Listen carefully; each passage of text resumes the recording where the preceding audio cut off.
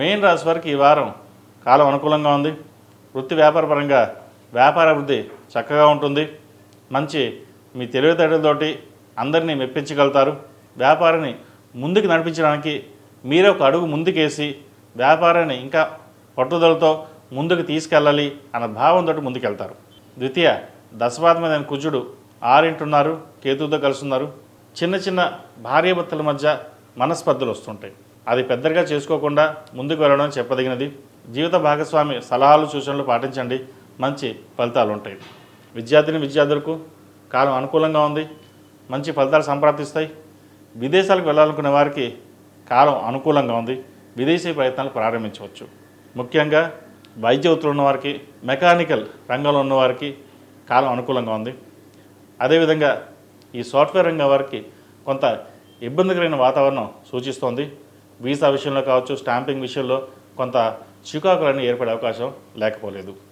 వాటి విషయంలో కొంచెం జాగ్రత్త తీసుకోండి. దక్షిణామూర్తి రూపుని మెడలో ధరించండి, మంచి ఫలితాలు ఉంటాయి. అదేవిధంగా ఈ రాశిలో జన్మించిన స్త్రీలకు వృత్తి ఉద్యోగాల పరంగా వ్యాపార పరంగా సానుకూలంగా ఉంది. భార్యాభర్తల మధ్య చిన్న చిన్న డిస్టర్బెన్స్ వస్తాయి. ఏదైనా సరే సర్దుకుపోయి ముందుకు వెళ్ళడం మంచిది. నలుగురితో పాటు సరదాగా ఉండాలి, నలుగురితో పాటు మనం ఉండాలి. ఏదైనా సరే పక్కన పెట్టి వ్యాపారాన్ని అభివృద్ధి చేయాలి అనే కోణంలో ఆలోచించండి. ఉద్యోగంలో కూడా పేరు ప్రఖ్యాతలు వస్తాయి. బాగా కష్టపడ్డారని ఎంతమంది మెచ్చుకుంటారో అంతమంది శత్రువులు ఉంటారు. శత్రువులు మనం ఏమి చేయలేము, కానీ దూరంగా ఉండడం మంచిది. ఇటువంటి విషయంలో కొంత కోపం కూడా వస్తుంది. భూ సంబంధించిన విషయ వ్యవహారాల్లో కొంత జాగ్రత్తగా ఉండాలి. ఎప్పటి నుంచో భూమి సేల్ చేద్దాం అనుకునే వారికి కాస్త ఆలస్యం అవుతుంది. జూలై 21 తర్వాత వీరు కొంత బాగుంటుందని చెప్పచ్చు. ఏదైనా కొన్ని శుభ ఫలితాలు ఇచ్చాయంటే జూలై 21 తర్వాత వీరికి మంచి ఫలితాలు సంప్రాప్తిస్తాయి. ఈ రాశిలో జన్మించిన వారు ప్రతిరోజు ప్రతినిత్యం హనుమాన్ చాలీసా పఠించడం, హనుమంతుడికి హనుమాన్ ఉత్తులతో దీపారాధన చేయడం, నువ్వుల నూనె పోసి దీపారాధన చేయండి, మంచి ఫలితాలు ఉంటాయి.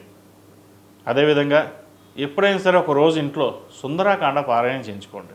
గ్రహపీడ, నరదిష్టి మీకు అధికంగా ఉంటుంది, అవి కొంత తొలగిపోతాయి. నేను చెప్పిన ఏవైతే రెమెడీస్ ఉన్నాయో మనకి సాధ్యమైనంత వరకు మనం చేయగలుగుతాం, అది చేసుకోండి. అది కుదరినప్పుడు శివనామస్మరణే లేదా మీ కులదైవానికి 108 సార్లు నామస్మరణ చేసి బయటికి వెళ్ళండి. అదే మనకి మంచి ఫలితం. అది అదేవిధంగా ఈ రాశిలో జన్మించిన వారికి కలిసి వచ్చే సంఖ్య 2, కలిసి వచ్చే రంగు వైట్. ఏదైనా పని మీద బయటకు వెళ్ళేటప్పుడు సోమవారం కానీ బుధవారం అడగని వెళ్ళండి, మంచి ఫలితాలు సంప్రాప్తిస్తాయి.